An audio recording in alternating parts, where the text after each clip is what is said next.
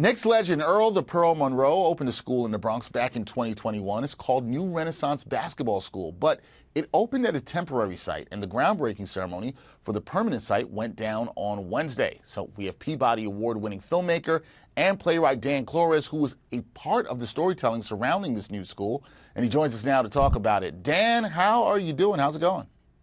Hey Dexter, I'm doing great. It's a nice evening.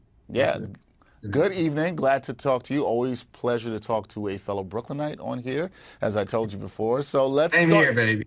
Yes, definitely. Definitely for sure.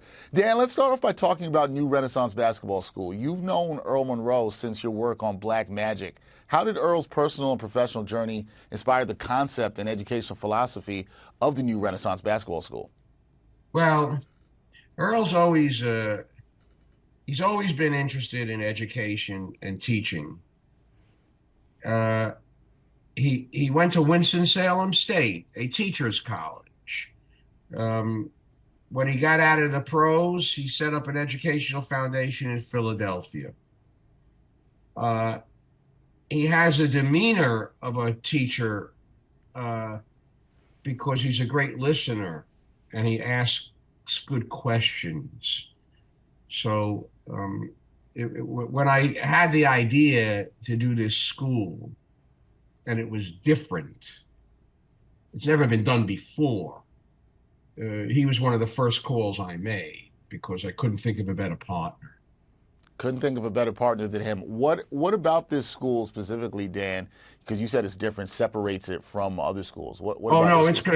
Dexter. It's completely different than any other school in the entire country. There is no high school like this. It's a high school for basketball, but not for the playing of the game.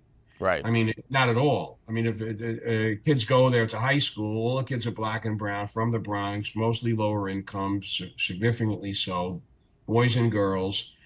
The core curriculum comes first, and then second, we are trying to get them, and they are majoring in one of 16 different professions off the court.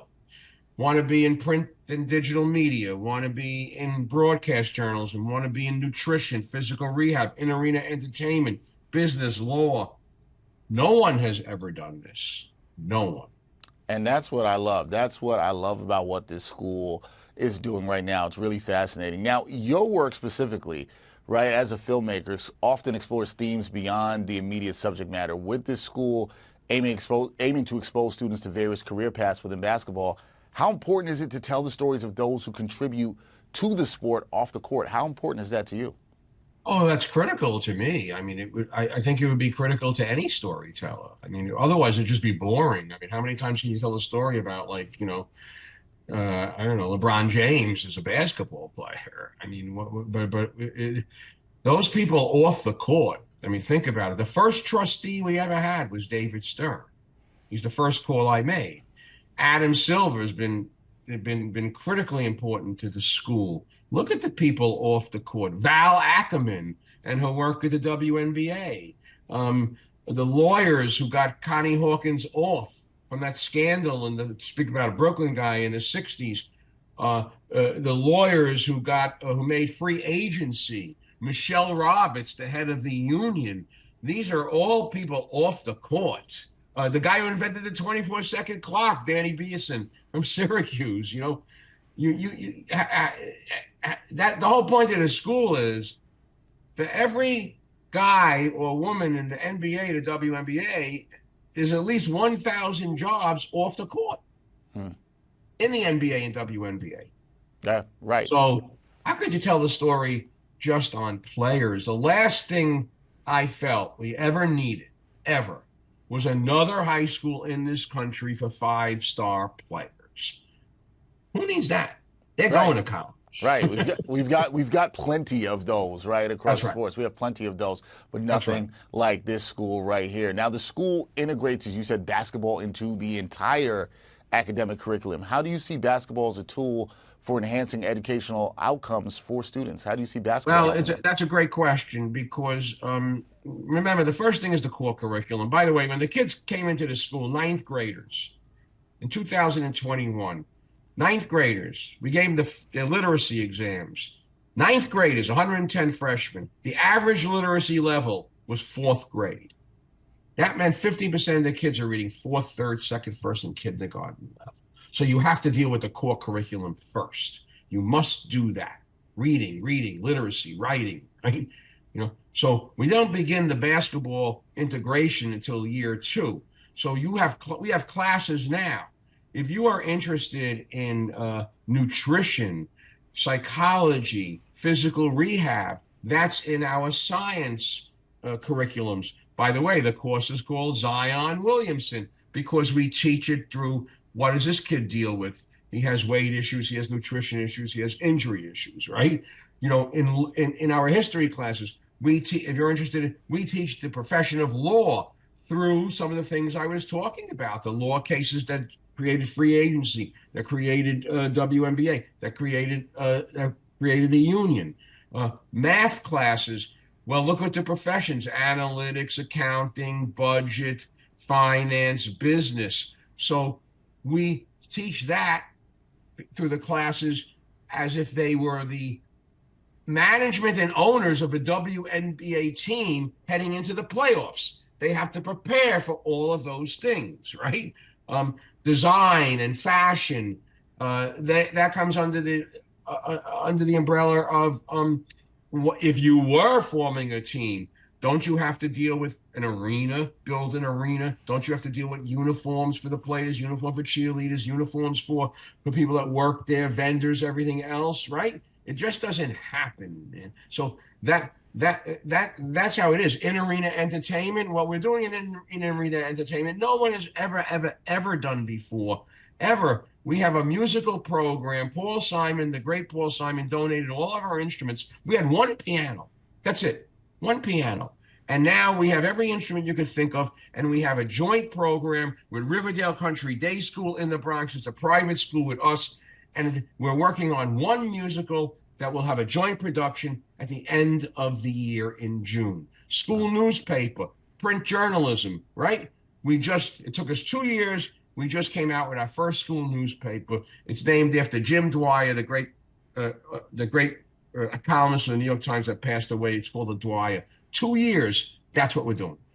It's a lot. And what I hear in that, and I have this opportunity sometimes as well, Dan, there's so much you can expose young people to around sports, and this one specifically being basketball, that sometimes they never know the opportunities of what they can do in the field of sports. Got to ask you this. Given your background in filmmaking, are there any plans to document the school's progress and the impact Another that it has good question. I've thought about this a lot. We are documenting the ecosystem classes. I hired a teacher, a young guy, a writer, and he goes in and out all week, in and out of the classes, and he writes his journal, right? He does that. It's coming along slowly and wonderfully, right? I really feel like this school is a great documentary film. It has everything, but I can't do it, and frankly, I haven't had time to find another filmmaker. Yeah, it's been, you're busy enough. You're busy enough handling everything. But I'll tell you one thing. Yeah, this is for basketball. It's not sports. You can take the skills you've learned here in nutrition, in anything, journalism, and you could transfer them. You don't have to have any interest in basketball. You could transfer those to anything else because you're being exposed and learning that. But why basketball?